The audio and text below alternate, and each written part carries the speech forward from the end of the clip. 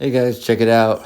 We're changing out a kitchen faucet today. We're getting rid of this old Delta Touch faucet and just putting in a normal Delta kitchen faucet.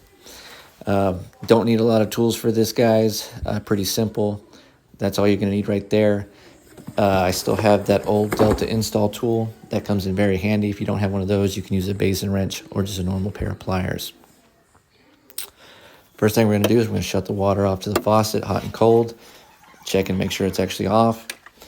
Then we're going to start undoing the connections. This particular faucet had a filtered water dispenser. We're going to go ahead and take that out as well. Hot side, getting it undone, good to go. Now we're going to start undoing all the contraptions for the touch faucet, taking off that solenoid, taking off the wire connector for the touch. Now we can get the nut off for the bottom of the faucet. This is where that install tool comes in very handy. Like I said, if you don't have it, just use a basin wrench. Once we unsnug it, it comes off by hand. Get all that off, and then we'll be able to pull the faucet. Go ahead and pull out the faucet. Now we're going to clean up all that muck that was around the faucet for years of just water accumulating around it. Get it nice and clean with a new install.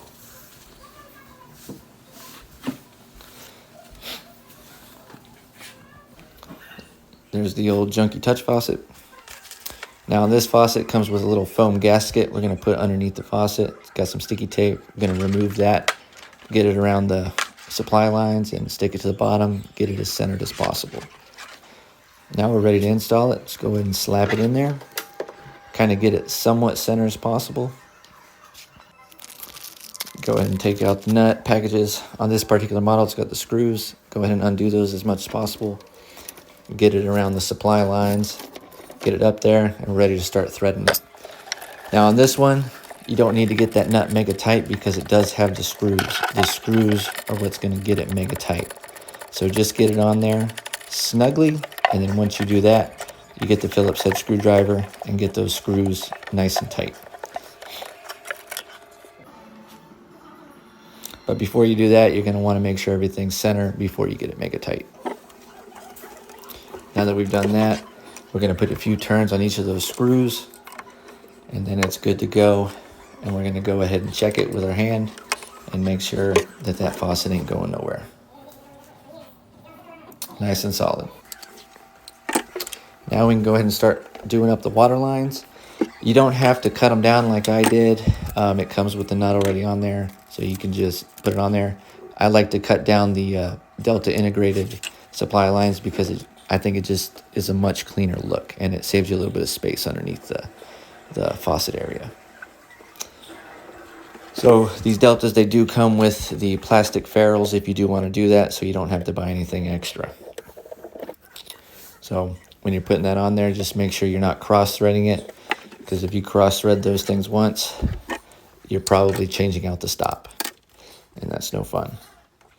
Get the hot side going. This went in rather smoothly.